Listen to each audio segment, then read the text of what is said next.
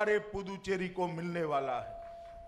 நண்பர்களே, நாடு முழுவதும் கட்டமைப்பை மேம்படுத்துவதற்காக 20,000 கோடி ஒதுக்கி இருக்கார்.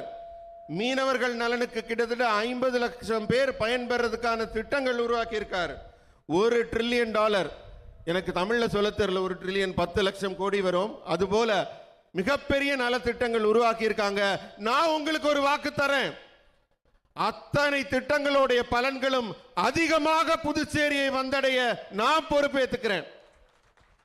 मित्रों, ब्लू रेवोल्यूशन स्कीम के तहत गहरे समुद्र में मछली पकड़ने के लिए मैकेनिकल बोट खरीदने के लिए 40 लाख रुपए की सब्सिडी मछुआरों को भारतीय जनता पार्टी की नरेंद्र मोदी सरकार देती है. மீன் பிடிக்க போறாங்கல்ல நம்ம சகோதர மீனவர்கள், அவங்க போட் தானியங்கி படகு வாங்குறதுக்கு 40 லட்சம் ரூபாய் மானியமா தருது கவர்மெண்ட். और अकेले पुदुचेरी को ब्लू रेवोल्यूशन स्कीम के तहत ही और स्कीमें अलग 39 करोड़ रुपया देने का काम किया है, जिसका फायदा 47,347 मछुआरा भाइयों ने उठाया है. நீல புரட்சி திட்டத்தின் கீழே இதுவரை பல முன்னேற்ற திட்டங்கள் ஏற்படுத்தப்பட்டிருக்கு. 29 லட்சம் கோடி ரூபாய் அளவிற்கு அதுக்கான திட்டம் மொத்த தொகை ஒதுக்கப்பட்டிருக்கு. நேரடியாக தென் பிராந்தியத்தை 47,000 மேற்பட்ட மீனவர்கள் இதுவரை பயன்பெறுவதற்காக அதில் சேர்க்கப்பட்டிருக்கிறார்கள் அந்த திட்டத்தில்.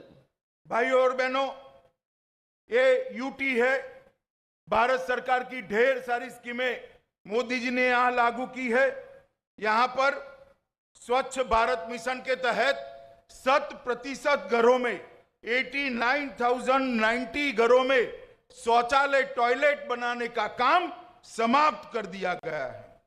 இங்கே கிட்டத்தட்ட 90,000 குடும்பங்களுக்கு வீடுகள்ல இலவச கழிப்பறை மத்திய அரசால கட்டி தரப்பட்டுள்ளது. இதுவரை சுற்றுப்புற சுகாதார மேம்பாட்டுக்காக 90,000 குடும்பங்கள் இருக்கிற வீடுகளுக்கு இலவச கழிப்பறை கட்டி தரப்பட்டுள்ளது.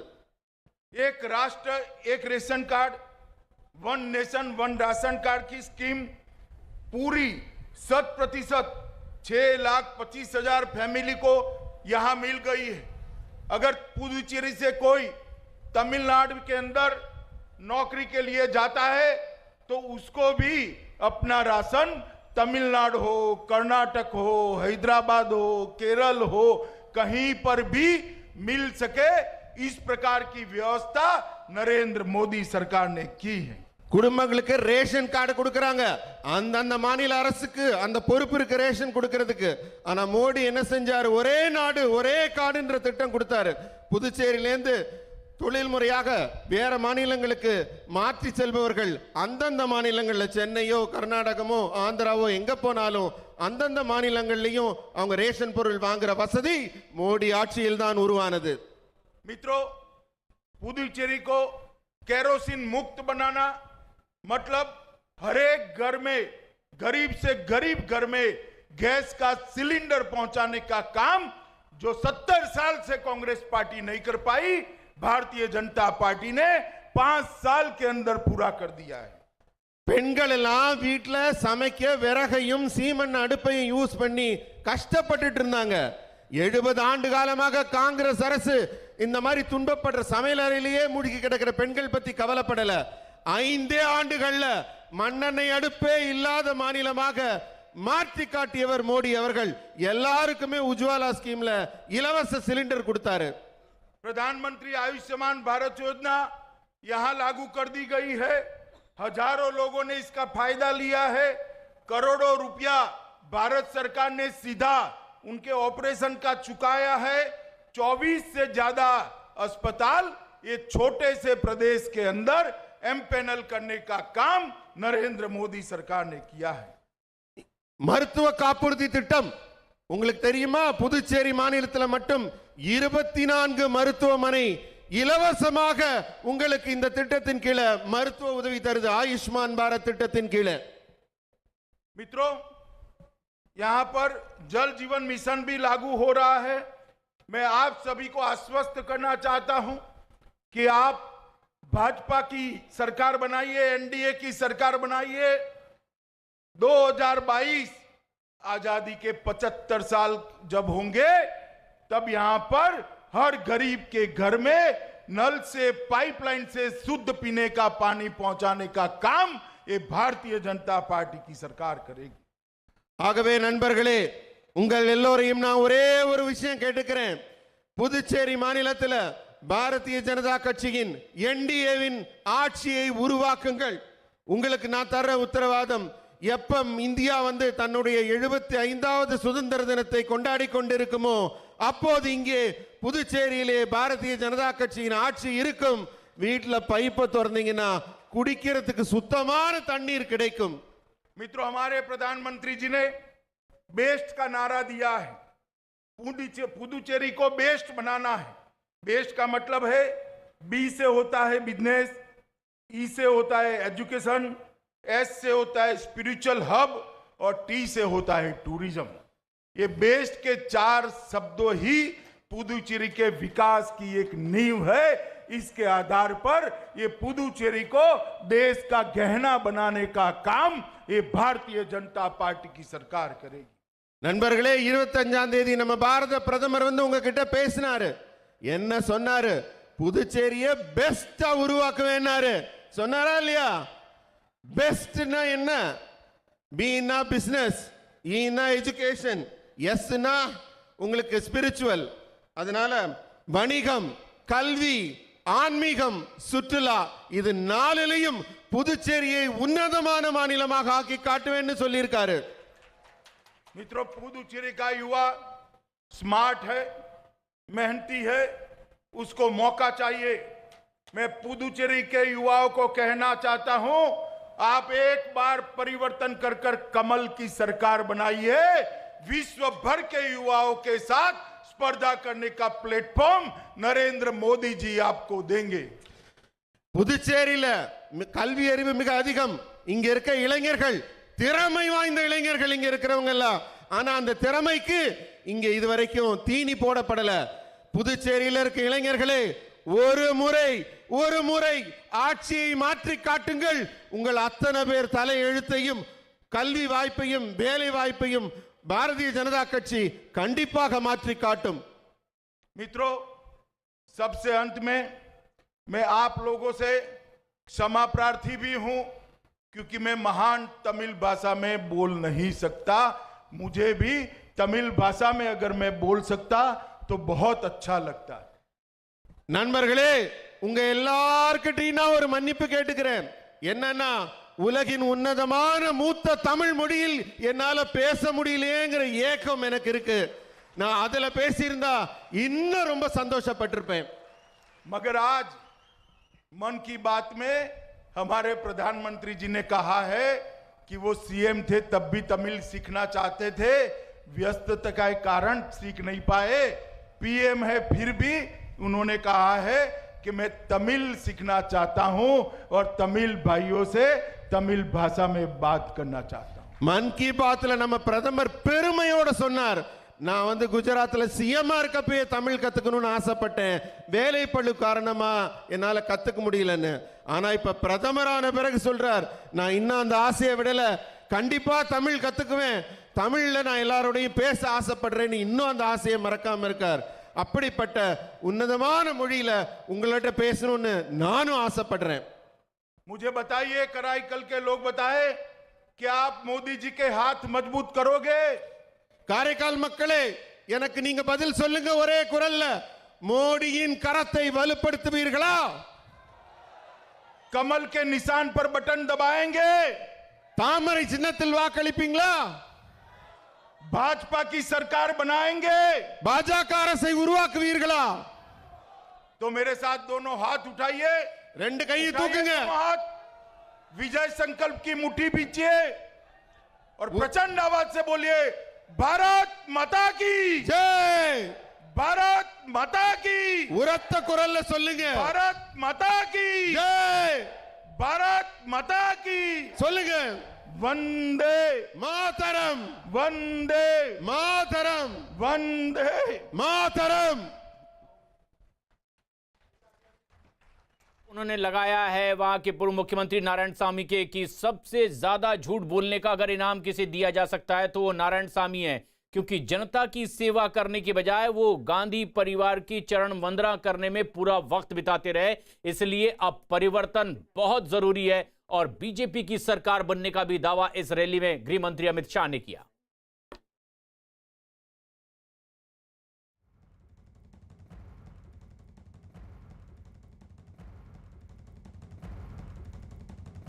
और दिल्ली के मर्डर केस से जुड़ी बड़ी खबर इस वक्त की आ रही है। हत्या के आरोपियों की पहचान कर ली गई है। पुलिस ने दावा किया था कि अब इनकी जल्द गिरफ्तारी भी होगी। एक बार फिर अब दावा किया गया है कि सीसीटीवी में आरोपी दिखा है और अब उसकी बहुत जल्द गिरफ्तारी कर ली जाएगी।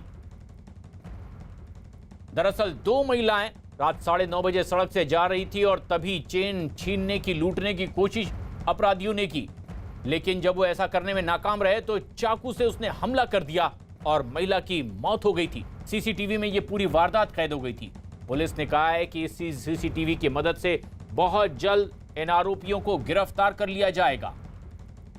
इस पूरी घटना को देखने के बाद पुलिस का दावा यह है कि इसी तस्वीर के आधार पर आरोपियों की पहचान हुई है और बहुत जल्द इनकी गिरफ्तारी भी कर ली जाएगी। दिल्ली के आदर्श नगर की यह घटना है, जब कल रात चेन लूटने की हरकत करते हुए कैमरे में कैद हुए ये दो आरोपी। बताया जा रहा है कि दो महिलाएं सड़क से जा रही थी और तभी लुटेरा उनके नजदीक आता है, चेन छीनकर भागने की भी कोशिश करता है लेकिन गिर जाता है। और जब वो चेन लूटने में नाकाम होता है तो एक महिला को चाकू मारकर वहां से फरार हो जाता है। अस्पताल में महिला को भर्ती करवाया गया लेकिन आखिरकार उसकी मौत हो गई। लूटपाट के लिए हुई इस हत्या के मामले में सीसीटीवी कैमरों के आधार पर अब पुलिस बहुत जल्द गिरफ्तारी का भी दावा कर रही है। फिलहाल आरोपी पुलिस की गिरफ्त से बाहर हैं, लेकिन इसी सीसीटीवी फुटेज के आधार पर अब गिरफ्तारी का दावा किया जा रहा है। स्नैचिंग के अटेम्प्ट में चाकू मार के हत्या की गई है। हमारी टीम्स लगी हुई हैं, हमने 10 टीम्स बनाई हैं और हम लोग बहुत क्लोज हैं। उम्मीद है जल्द से जल्द इसको वर्कआउट कर देंगे। आई एम श्योर कि अभी वर्कआउट हो जाएगा। पेट्रोलिंग होती है, ऐसा नहीं है कि पेट्रोलिंग नहीं हो रही है। काफ़ी पेट्रोलिंग है, हमने इन दिनों काफ़ी पेट्रोलिंग बढ़ाई भी है। जगह जगह पे हमने पिकेट्स भी लगाए हैं। हम पूरी तरह से मेहनत कर रहे हैं ऐसे इंसिडेंट्स को रोकने पे और सख्त से सख्त कार्रवाई की जाएगी। आनंद तिवारी हमारे सहयोगी इस वक्त हमसे सीधे जुड़ रहे हैं। आनंद, अब इस सीसीटीवी फुटेज के आधार पर क्या कह रही है पुलिस? जी देखिए प्रशांत, दिल्ली पुलिस दावा कर रही है कि 2 आरोपियों की पहचान कर ली गई, यानी कि इस पूरी वारदात में एक आरोपी नहीं था जो सीसीटीवी में नजर आ रहा है। 2 लोगों ने इस वारदात को अंजाम दिया है। 2 लोग स्नेचिंग के मकसद से आदर्श नगर इलाके में सड़क पर मौजूद थे और इन दोनों की पहचान कर ली गई है। दिल्ली पुलिस का कहना है कि बहुत जल्द इनकी गिरफ्तारी कर ली जाएगी। लगातार रेड्स जो हैं वो की जा रही हैं। लेकिन प्रशांत, बड़ा सवाल जस का तस है कि दिल्ली में जो कानून व्यवस्था है उस पर गंभीर सवाल खड़े हुए हैं। बदमाश बेखौफ हैं, जिनके अंदर खाकी का लगता है बिल्कुल भी खौफ नहीं है कि महज 9:30 बजे रात को एक 25 साल की महिला जो अपनी मां के साथ सड़क पर जा रही थी, उनके साथ एक उनकी मासूम बच्ची थी, जो हथियार से लैस जो बदमाश हैं वो स्नेचिंग के मकसद से महिला के ऊपर हमला करते हैं और जिसमें महिला की दर्दनाक मौत हो जाती है। देखना होगा कि दिल्ली पुलिस कब तक आरोपियों की गिरफ्तारी करती है। और इस पूरे मामले के बाद एक बार फिर से दिल्ली पुलिस की कार्यशैली पर सवाल खड़े हुए हैं कि देर रात में या शाम के वक्त क्या महिलाएं दिल्ली की सड़कों पर नहीं निकल सकती हैं? जो बीट पेट्रोलिंग है क्या वो कमजोर है? और जो डार्क स्पॉट है क्या वहां पर पुलिस की पेट्रोलिंग अब और ज्यादा बढ़ाई जाएगी? और ये बेहद अहम बात भी है। ऐसे में दिल्ली की कानून व्यवस्था को लेकर पुलिस महकमे पर सवाल खड़े किए जाते हैं कि अगर सरे राह चलती महिलाओं से लूटपाट के लिए इस तरह से हत्या की वारदात को अंजाम दिया जाता है तो आम महिलाएं कैसे खुद को सुरक्षित महसूस कर सकती हैं? कल रात की ये घटना है। लेकिन आनंद, जो सबसे अहम बात है कि ये पूरी घटना सीसीटीवी कैमरे में कैद हुई है। पुलिस क्या पता कर पाई है इन आरोपियों के बारे में, अपराधियों के बारे में जो इस सीसीटीवी कैमरे में अब तक दिखाई दिए हैं? जी देखिए प्रशांत, दिल्ली पुलिस का दावा है कि 2 आरोपियों की पहचान कर ली गई है। हालांकि इनके नाम अभी डिस्क्लोज नहीं किए गए हैं। पुलिस का कहना है कि बहुत जल्द इनको गिरफ्तार कर लिया जाएगा। जो लोकल इंटेलिजेंस है उसके जरिए इन लोगों की पहचान जो है वो की गई है। लेकिन जिस तरह से प्रशांत राजधानी दिल्ली में डार्क स्पॉट की बात की जाए या बीट पेट्रोलिंग की बात की जाए, इसमें जरूर इजाफा होने की जरूरत है, क्योंकि स्ट्रीट क्राइम एक बहुत गंभीर मुद्दा है जो सीधे तौर पर जो आम लोग हैं उनको कहीं ना कहीं प्रभावित करता है। क्योंकि देखिए 9:30 बजे का वक्त था, सीसीटीवी में आप देख रहे हैं कि किस तरह से जो महिला हैं वो अपनी मां के साथ अपनी बेटी को लेकर सड़क पे निकली हैं और उसी दौरान घात लगाए बदमाशों ने स्नैचिंग के मकसद से उनके ऊपर हमला किया। और जब वो स्नैचिंग में नाकाम रहे, क्योंकि सीसीटीवी में आप देख सकते हैं कि किस तरह से जो महिला हैं वो बदमाश का मुकाबला भी कर रही है और उनके गोश्त से जो उनकी बच्ची है वो जमीन पे गिर जाती है, लेकिन गंभीर चोट लगी और अस्पताल में जो सिमरन है उन्होंने दम तोड़ दिया। और ये तस्वीरें भी कैमरे में कैद हुई है। दिल्ली पुलिस ने आदर्श नगर में हुई हत्या के मामले में जांच अब अपनी और तेज कर दी है। पुलिस ने मौके पर जाकर वारदात वाली जगह का मुआयना किया है। पुलिस का दावा है कि आरोपियों की बहुत जल्द गिरफ्तारी कर ली जाएगी।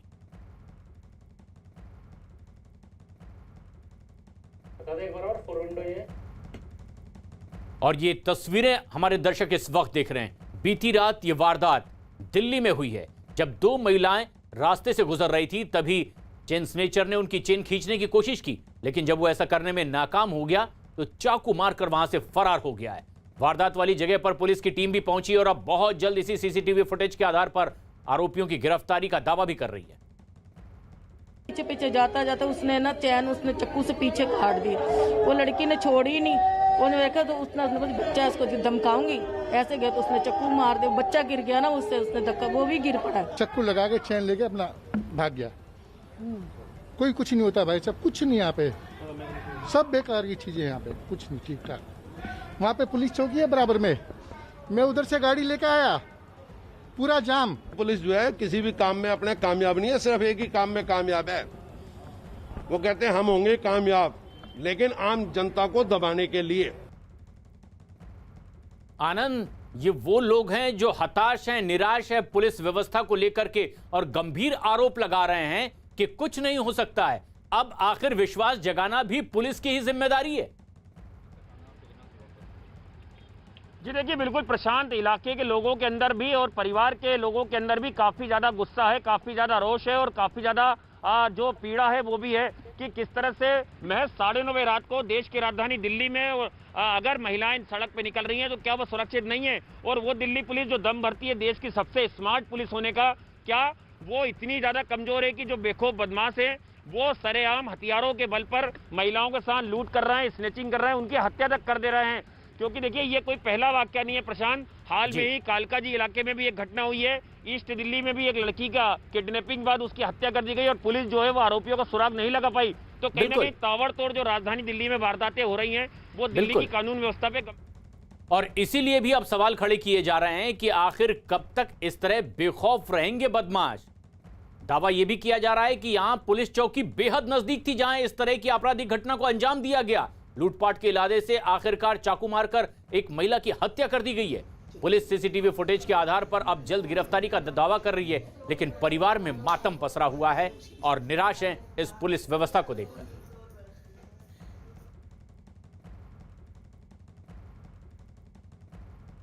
दिल्ली के जंतर मंतर पर आरएसएस कार्यकर्ताओं ने प्रदर्शन किया है। केरल में कार्यकर्ता की हत्या के विरोध में यह प्रदर्शन किया गया है, जिसमें बीजेपी सांसद मीनाक्षी लेखी भी शामिल हुई हैं। 3 दिन पहले केरल में एक आरएसएस कार्यकर्ता की हत्या कर दी गई थी और ऐसे में विरोध प्रदर्शन के लिए तमाम आरएसएस कार्यकर्ता जंतर मंतर पर इकट्ठे हुए। में चुनाव है लेकिन राजनीतिक हत्याओं का दौर शुरू हो गया है। आरएसएस के कार्यकर्ता की हत्या को लेकर आरएसएस और बीजेपी के लोगों ने दिल्ली में विरोध प्रदर्शन किया। मैम, नंदू की जो हत्या हुई है उसमें आप लोग की मांग क्या है सरकार से? हमारी लगातार मांग ये है कि जो सही लोग हैं, अबू बकर, इस्माइल, कोया, ये सब, मोहम्मद अली जिन्ना, ये ऐसे लोगों को पकड़ा जाए जो इस सब के कांड के पीछे हैं और जो इन सब चीज़ों के लिए जिम्मेवार हैं।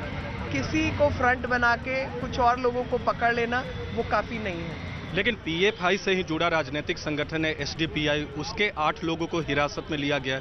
एसडीपीआई के लोगों को जो हिरासत में लिया गया है वो इन सब हत्याओं के मास्टरमाइंड नहीं है। जो मास्टरमाइंड है उनको आपने खुला छोड़ा हुआ है ताकि वो अगली हत्या की तैयारी करें। तो आप लोग की मांग है कि पीएफआई पर भी बैन लगाया जाए?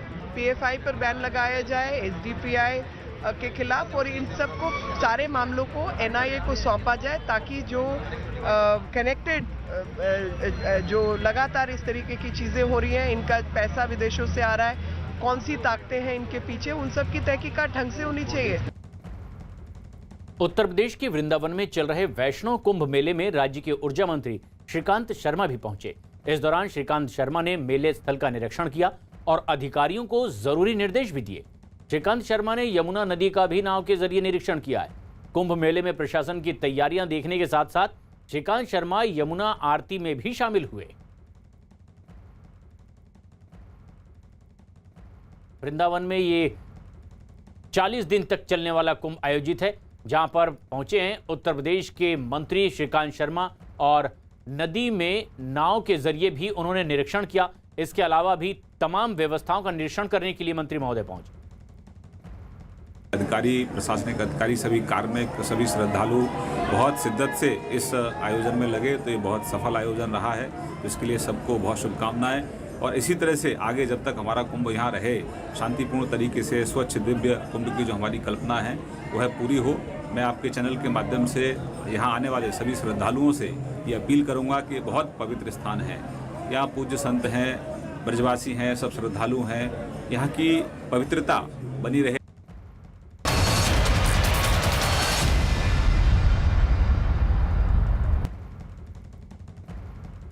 Hello, how are you? Well, thank you.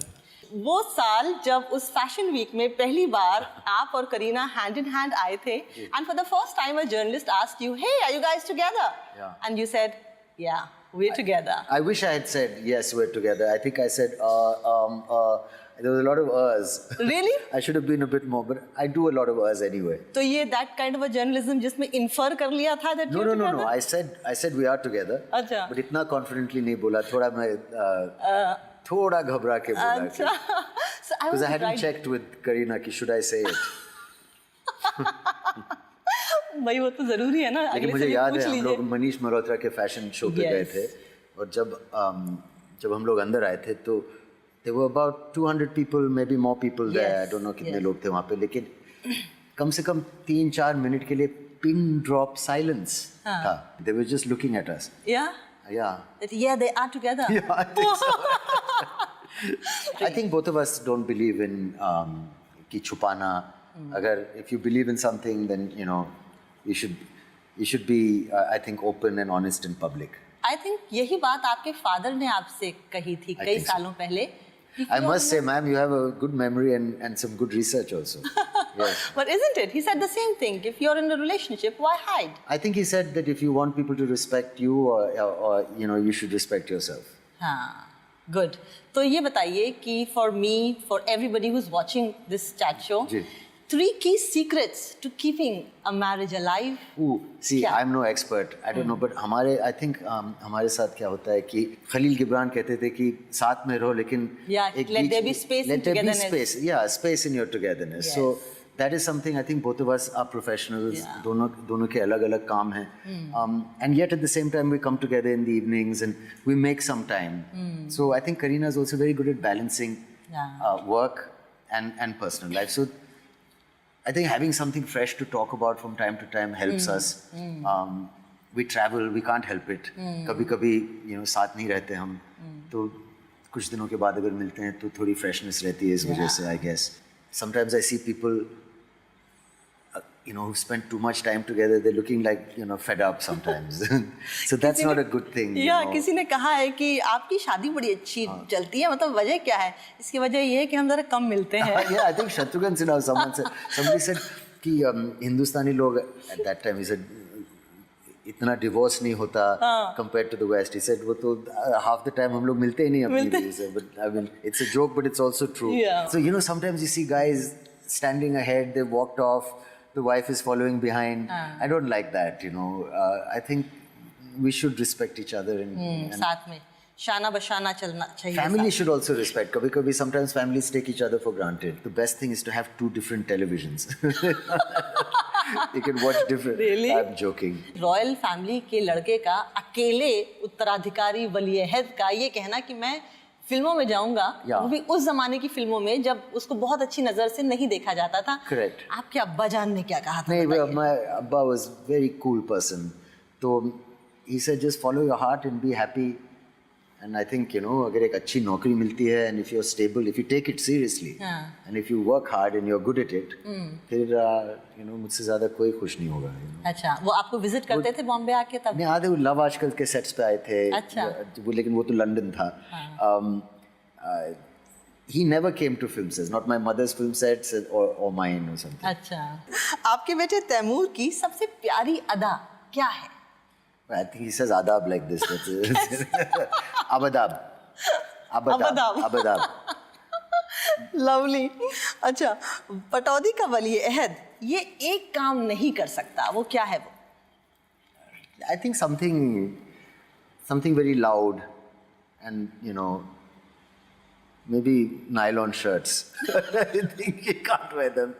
Can't wear them. Something loud behavior. They're quiet people. Yeah, quiet and dignified. So Saif, आप तो सुना है कि चलती फिरती डिक्शनरी है, तो हमारे जो शब्दकोश है उसमें कुछ इजाफा करते जाइए। Tell me a better word for perplexed. Perplexed. Flummoxed. Wow. Tell me a better word for shocked. Shocked. Flabbergasted. Okay. Flabbergasted. Flabbergasted. Wow. Dishonest. Dishonest. Disingenuous. Okay. अब आपने इंग्लैंड में इतना वक्त गुजारा है. Tell me a good, pretty, sweet, small English joke. Okay, I know one. Another one. Yeah. How do you start a pudding race? How do you start a pudding race? You say go. You say go. Because Sago is a famous pudding in England. It is. Yeah. Good one.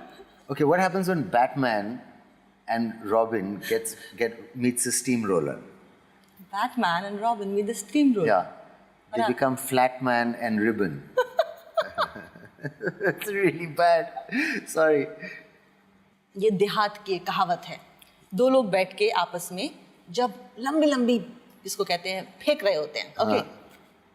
हमरे बप्पा बाघ से लड़ गए. हमरे बब्बा बाघ से लड़ गए. अच्छा, बाघ से? अच्छा, बाघ से. फिर क्या हुआ? फिर क्या हुआ? खुद का नोच पोच भाई दिस. खुद का नोच पोच भाई this.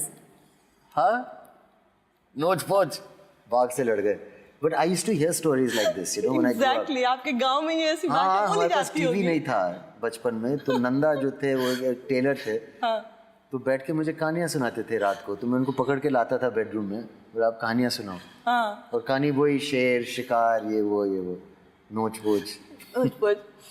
Great. Saif, you are somebody we are so proud of. Thank you, ma'am. मैं आपका नाम बहुत एहतराम से लेती हूँ. Because it's not just your films, the way you carry yourself.